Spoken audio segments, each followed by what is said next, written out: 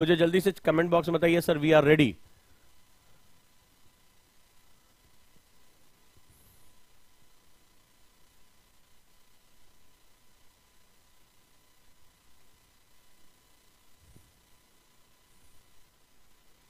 मुझे बताइए कि हम लोग रेडी हैं।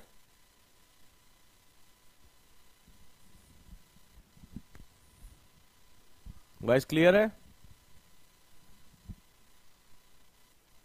आवाज आ रही है आप लोगों को? Yes, okay. Now let's think कि यूपीएससी में क्या रिक्वायरमेंट होती है। एक क्वेश्चन से मैं आपको देता हूं, और चलिए पेन और पेपर। सुबह मैंने आपको टेक्निक बताई थी कि कैसे मल्टी डायमेंशन थिंकिंग करते हैं। मैं एक क्वेश्चन दे रहा हूं। क्या भारत अगले 5 वर्षों में ऊंची वृद्धि दर जारी रख पाएगा? आलोचनात्मक परीक्षण करें। आलोचनात्मक परीक्षण करें। Can India will sustain its growth in next 5 years? And will India sustain its economic growth, high economic growth in next 5 years?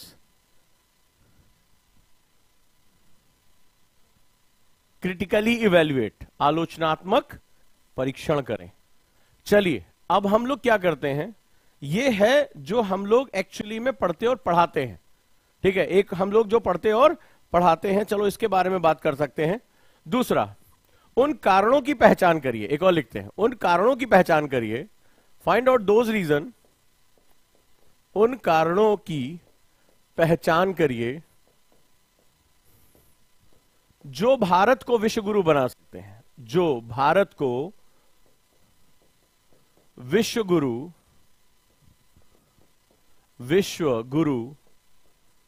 बना सकते हैं। Identify those reason that can establish India as vishwa guru, not world leader, विश्व गुरु। Now ये जो मैं question पूछ रहा हूं, ये मैं जीएस पेपर 2 में पूछ रहा हूं। ठीक है, अब जरा देखना, इसमें ट्विस्ट है। यानी इस क्वेश्चन का जो सेगमेंट है वो मैं यहां पर तुमसे पूछना चाहता हूं। कितने लोग इसका जवाब दे सकते हैं कि इंडिया जो है उन कारणों की, you have to identify the reasons, right, जो भारत को विश्व गुरु बना सकता है। मैं इसको पूछ रहा हूं पेपर 2 में। यह भी आपको समझना पड़ेगा कि किस सेगमेंट में यह पूछा जा रहा है। ठीक है, कितने लोग हैं जो मुझे इन दोनों क्वेश्चंस पे अपने पॉइंट्स लिखकर दे सकते हैं? राइट, तो मैं आगे और क्वेश्चन पूछना शुरू करूं, या आप ओजांग टेस्ट प्रैक्टिस पे जाकर इसको सबमिट भी कर सकते हैं कि भैया मैंने इस पे कुछ पॉइंट्स लिखे हैं। क्या भारत अगले 5 वर्षों में ऊंची वृद्धि दर जारी रख पाएगा? आलोचनात्मक परीक्षण करें। इसका मतलब है कि वो रख भी सकता है और नहीं भी रख सकता है। आपको दोनों का कंपैरेटिव स्टडी करनी होगी। ये मैं सिखाऊंगा तुम्हें। ये जब अभी जितने लोगों ने आज एडमिशन ले लिया है उनको इसके बारे में बताता रहूंगा। ये होमवर्क है उनके लिए। तुम कहोगे सर अभी शुरुआत की और आप यही कर रहे हैं। हमारे यहां ऐसे ही होता है भाई, सर मुड़ाते ओले पड़े। तो जैसे 27 से क्लास शुरू होगी, लेकिन 27 से पहले बहुत कुछ होगा। तुम्हें सिलेबस में प्रिपेयर किया जाएगा, तुम्हारा टाइम मैनेजमेंट किया जाएगा, तुम्हारे लिए इन सारे क्वेश्चन पे डिबेट कैसे करनी है इसके बारे में बात किया जाएगा। एब्सोल्यूट आंसर नहीं लिखना है इसमें, आप ध्यान से समझें। क्या मतलब, हो सकता है कि आपका नहीं हो पाएगा, तो आपसे कह रहा है कि आप मुझे बताएं क्यों नहीं हो पाएगा। बोल रहे हो जाएगा, तो बोल रहा है आप बताइए कि क्यों हो जाएगा। राइट, तो क्या भारत ऐसा कर सकता है? बड़े ध्यान समझना। मुझे वो कारण बताओ, 3 पॉइंट्स कम से कम, इन फेवर इन अपोज मुझे चाहिए, यानी 6 पॉइंट चाहिए।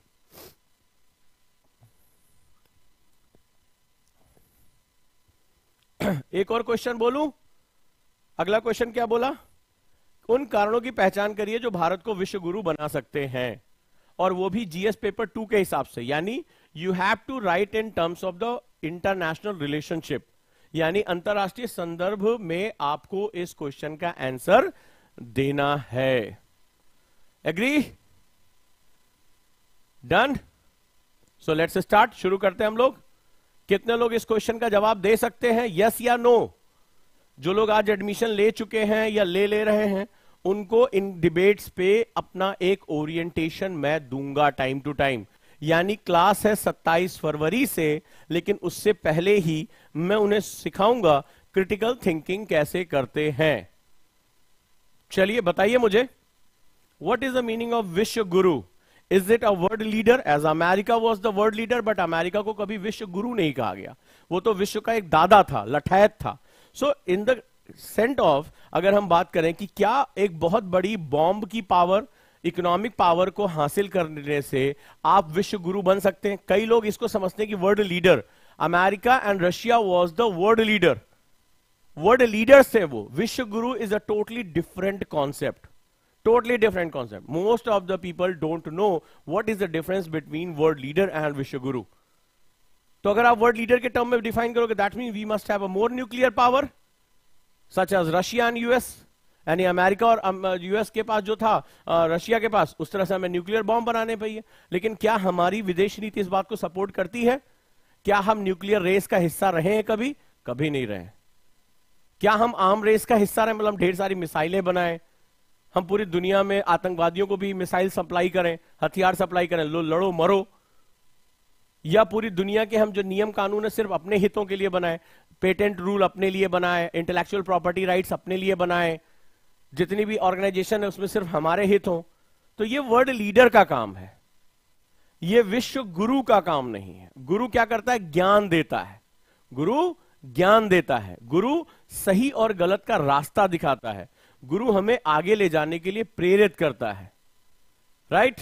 यस, जैसे ये लिखा है भदौरिया ने, one earth one family, this is the, but this is the very small thing, one earth one family, vasudhaiva kutumbakam, because they use word vishwa guru, so you have to write the basic concept of this particular fundamental. आपको इसके बारे में लिखना पड़ेगा।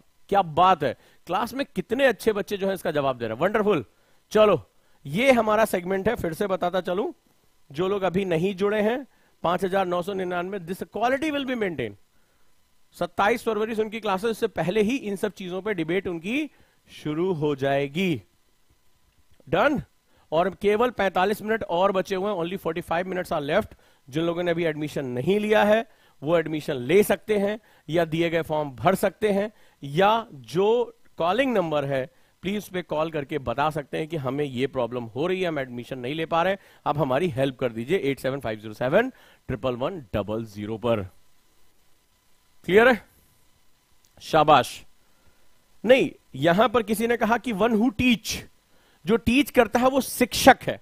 ध्यान रखना, गुरु की बात है, ठीक है? गुरु की महिमा को समझने के लिए तुम्हें पेपर 1 से अपना बेस लेना पड़ेगा। गुरु गोविंद दो खड़े काके लागो पाए, देखो तुम्हारे लिए, तुम्हारे देश में गुरु के लिए क्या बात कही गई है।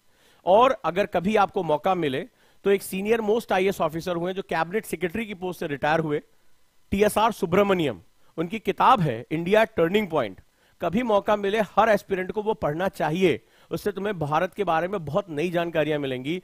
उन्होंने कहा कि जब तक भारत ने अपने गुरुओं को अपने सर माथे पर बिठा के रखा, सम्मान दिया, शिक्षा और विद्या का सम्मान किया, भारत पूरी दुनिया का सिरमौर था, उसका क्राउन था। और जैसे ही भारत की शिक्षा व्यवस्था को पलट दिया गया, भारत ने अपने गुरुओं का अपमान करना शुरू कर दिया, भारत वास्तव में उपनिवेश और गुलामी के दौर से गुजरने लगा।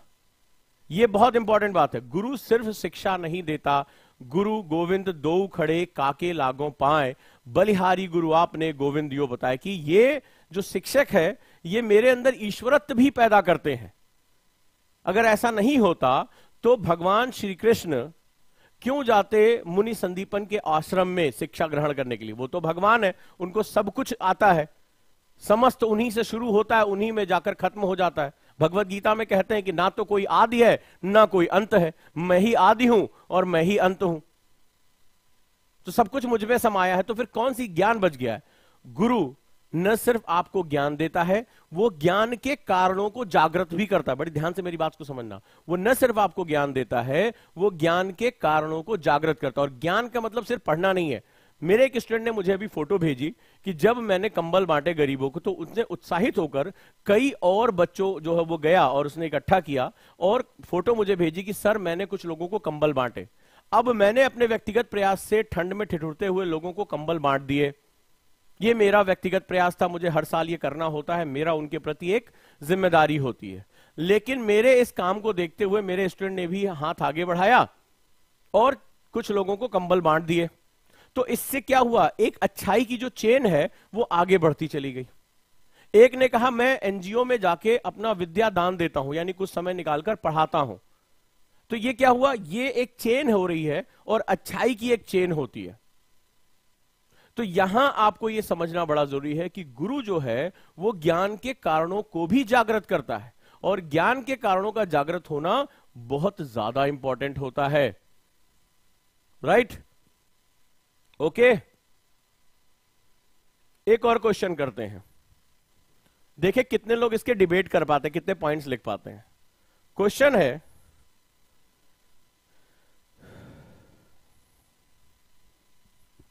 भारत चीन संबंध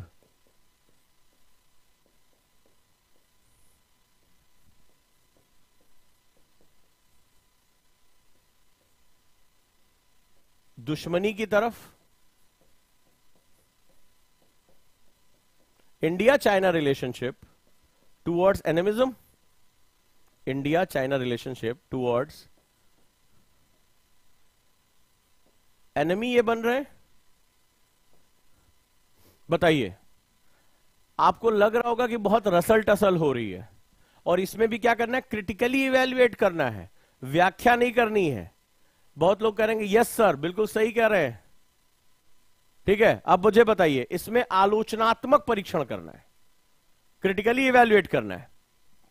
आप में से क्या लोग कह रहे हैं इस पे? चलिए मुझे बताइए, कौन कौन आईएएस का टेम्परामेंट रखता है, मैं उसको बताता हूं इस बारे में।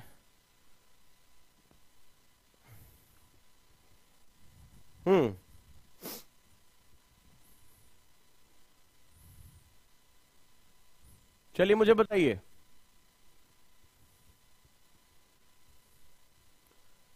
क्या ये दुश्मनी की तरफ जा रहे हैं?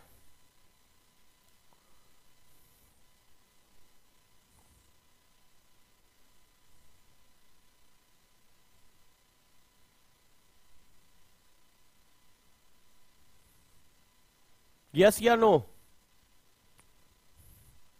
इट्स नॉट अबाउट पंचशील सिद्धांत, बहुत पुराना हो गया। दुनिया मल्टी जो है पोलर हो रही है, अब जो है वो यूनिपोलर नहीं रह गई। जो तुम बातें कर रहे हो वो मल्टी जो है यूनिपोलर या बाईपोलर वर्ड की बात कर रहे हो, अभी बहुत दूर हो। नहीं, कितने लोगों ने कहा यस, भारत चीन दुश्मनी की तरफ बढ़ रहे हैं। ऐसा क्यों तुम्हें ऐसा लग रहा है? भारत चीन का व्यापार बहुत भयानक तरीके से बढ़ा है, तो दुश्मन के साथ तुम व्यापार करते हो क्या? ये जो फोन तुम यूज कर रहे हो, जिस स्मार्ट बोर्ड पे मैं पढ़ा रहा हूं, ये सब चाइना से आया हुआ है। कोई ऑप्शन नहीं है तुम्हारे पास।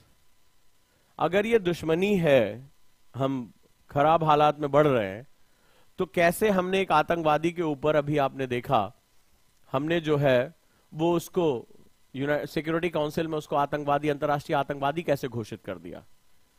किन पैरामीटर्स पे बात कर रहे हो? स्टेट एक्टर्स या नॉन स्टेट एक्टर्स के बेसिस पे?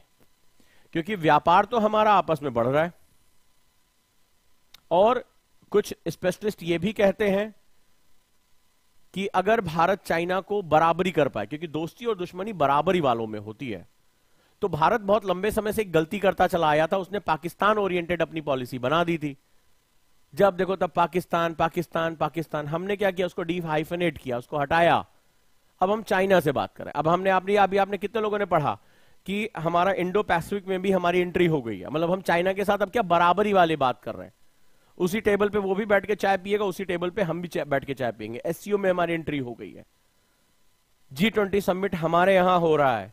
तो दुनिया के तमाम धड़े, चाहे वो फर्स्ट वर्ल्ड कंट्रीज हो, चाहे वो पैसिफिक कंट्रीज हो, हम सबको कहां लेकर आ रहे हैं? अपने मंच पे लेकर आ रहे हैं। तो सवाल ये नहीं है कि तुम दोस्ती और दुश्मनी को एक लेमैन की तरह देखते हो, एक आम आदमी की तरह देखते हो। चाय की दुकान पे मार मारे ड्रैगन वर्क पटक पटक धोएंगे हम ससुर, ये नहीं होता है वहां पे। अरे भारत काहे डर रहा है, चढ़ जाए एकदम, मारे एकदम हलला के एकदम खत्म कर दे चाइना को, ऐसे नहीं होता वहां भाई। तुम्हें स्टैट्स कितने पता है? अब जैसे जैसे भारत उन अंतरराष्ट्रीय मुद्दों पे बात कर रहे हैं, जो तुम ये चीन जो है संबंध दुश्मनी या दोस्ती की बात कर रहे हैं, तो तुम भी तो अपने रिलेशनशिप जो है, जब तुम्हारे यहाँ किसी की शादी वादी तय की जाती है, सामने वाले का स्टेटस देखा जाता है भाई, कि लड़के का परिवार कैसा है, लड़की का परिवार कैसा है, लड़का क्या करता है, लड़की क्या करती है, तमाम तरह की चीजें होती हैं। तुम भी दोस्ती करते हो तो अपना बराबरी देख के बात करते हो ना। अब मान लो तुम साइकिल टूटही साइकिल पे कॉलेज जा रहे हो, वो पिक्चरों में होता है, और एक जो है वो हीरोइन उतर रही है लैम्बोर्गिनी से, तो पिक्चरों में तो होगा तुम्हारी टूटही साइकिल को जो है टक्कर मारने के बाद तुम्हें भैया नहीं बोलेगी और तुम्हारी टूटही साइकिल पे बैठ के चल देगी, ठीक है। ये रियलिटी में थोड़ा सा मुश्किल हो जाता है। तुम्हारी पूरी साइकिल बिक जाएगी तो उसकी लैम्बोर्गिनी का 4 किलोमीटर का एवरेज नहीं निकलेगा। तो वहां पे भी क्या होता है, जनरल बिहेवियर की बात करें, स्पेशल बिहेवियर की बात है, प्यार तो अंधा होता है, कहीं भी इधर उधर जाके टकरा सकता है। लेकिन छोटी सी अगर हम बात करेंगे, सिंपल अगर हम उम्मीद करेंगे, तो आप ये देखो कि हम बराबरी पे थे या नहीं है। जब भारत की दोस्ती और दुश्मनी को तुम डिफाइन कर रहे हो, तो तुम पहले भारत की तो बात करो, पोजीशन क्या है भारत की। भारत के अंतरराष्ट्रीय मंचों पर, दुनिया की इकोनॉमी में, दुनिया के मुद्रा में, भारत के दुनिया के व्यापार में भारत कहां बैठा हुआ है? आज हमारे पास डिजिटल पेमेंट है, डिजिटल पेमेंट में आज हम ताकतवर बने हुए हैं। आज हमारे रुपया व्यापार में कई जो है खाड़ी देश भी इकट्ठा करते चले जा रहे हैं। हमने अपनी विदेश नीति से पाकिस्तान बोला भग तब पहले तुम आटा चाटा के चक्कर में पड़े रहो, हमें नहीं बात करनी तुमसे। तुम्हारे यहाँ जितना खाने को नहीं उतना हम फ्री में बांट देते हैं। ये आज हमारा जो है टशन है। विजय दीनानाथ चौहान आए तो आज हमारा जो है स्टाइल थोड़ा अलग है, आज हम थोड़ा अलग मूड में है। बोले कौन पाकिस्तान?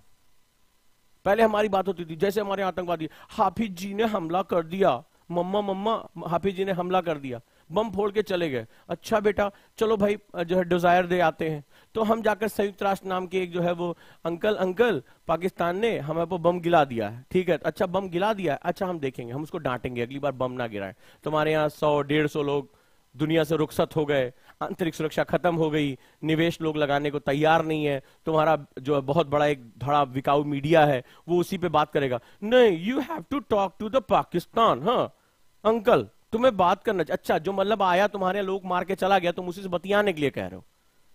तो ये हमारे बहुत लंबे समय से ड्रामा चला है। तो पूरी दुनिया सोच रही होगी बताओ, ये अपने यहां बम फोड़ने से मना नहीं कर पाते, इनके यहां कोई बम फोड़ के वो इनका 1/4 भी नहीं है, इतनी बार उसको वॉर में हराया, लेकिन इनकी रीढ़ की हड्डी कहां है भारतीयों की? बात बात पे आएगा, अरे क्या नाम है, दूध मांगो खीर देंगे, कश्मीर मांग चीर देंगे, बड़ी बड़ी बातें, लोटा लोटा पानी में बहा देंगे, कुछ नहीं होने जाने वाला। तो तुम हमेशा वही रोए रहे हो। तो जब तुम्हारे राष्ट्र की शक्ति उठती है तो बोले कौन सा संयुक्त राष्ट्र? बोले वो जाके वो हमारे देश में बहुत से लोग हैं ना बैठ के बुढ़ापे में, India must talk to the United Nation, वहां जाकर हमें डिजायर देना चाहिए पाकिस्तान के लिए। बोले भक तुम्हें यही सीखते इसी ससुर, कौन है कौन है संयुक्त राष्ट्र? बोले कौन है संयुक्त राष्ट्र? बोले कौन है भाई, हमें सिक्योरिटी काउंसिल की सीट नहीं दे रहा है परमानेंट, 75 साल हो गए बुढ़ाऊ को, इतने जहां पहुंच गए, हमारी आबादी कहां से कहां पहुंच गई, हम दुनिया में नंबर 1 पहुंच गए। उसके बाद हम जो है वो इधर उधर अस्थायी सीट, हमें जो जब देखो तब हमें कुछ चाहिए होता है, हमें झुंझुना थमा देते हैं। तो अब तो यही करते घूम रहे। बोले कौन पाकिस्तान? अबे उनके यहां खाने को नहीं है, तमीज से तो बात करो, हमारे पैसे पे जिंदा है वो।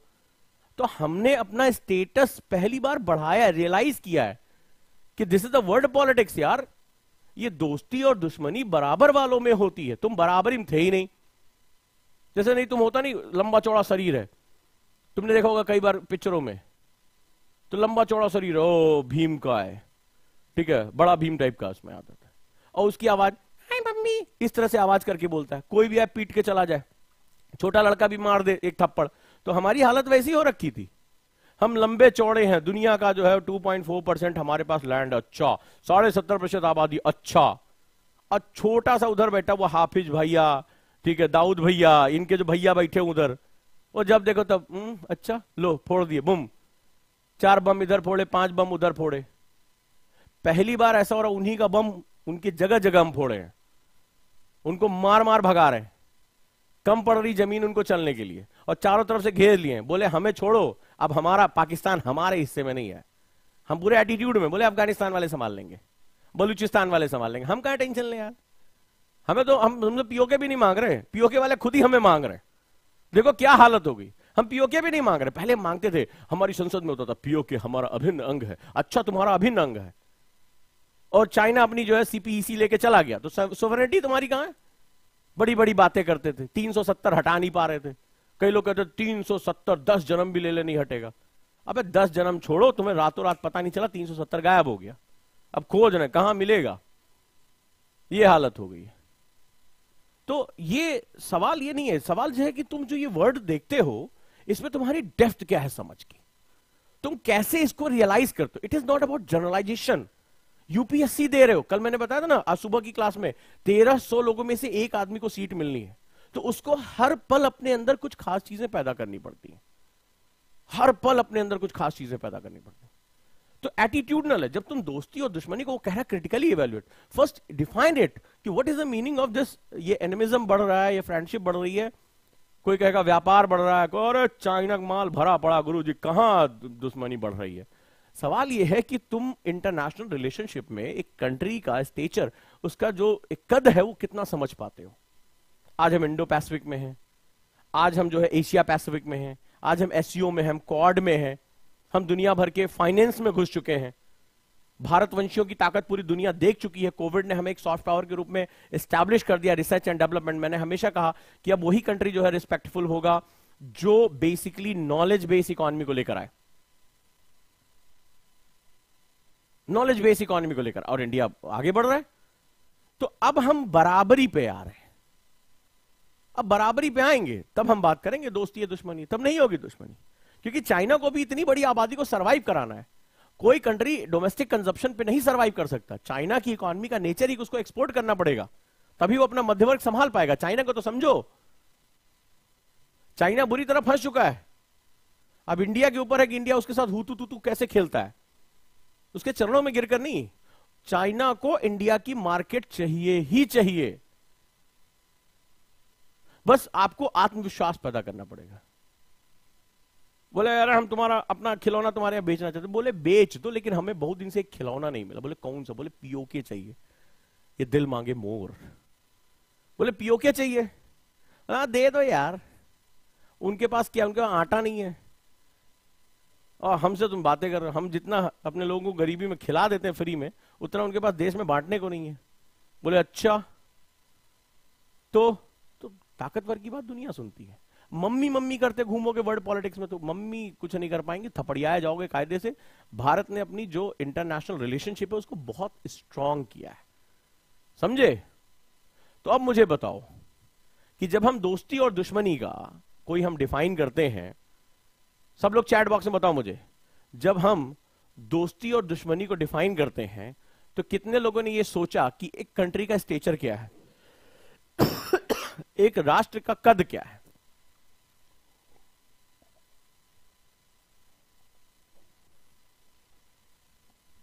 बताओ, एक राष्ट्र का कद क्या है? क्योंकि ये इंटरनेशनल रिलेशनशिप जो होती है तुम्हारे कद के ऊपर होती है।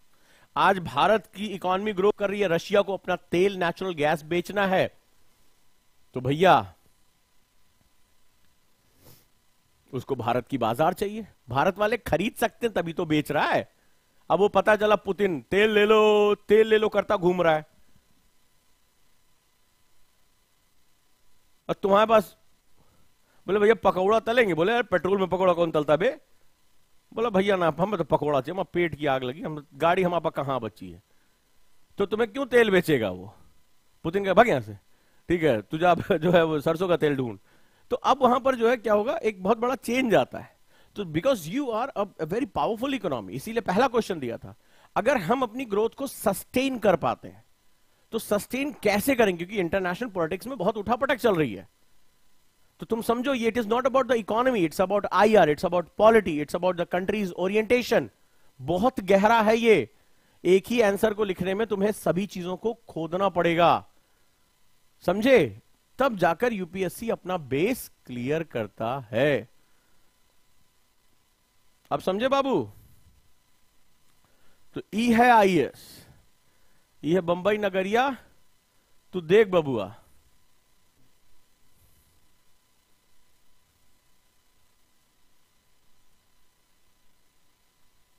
क्लियर? और बचे हैं भैया खाली 29 मिनट।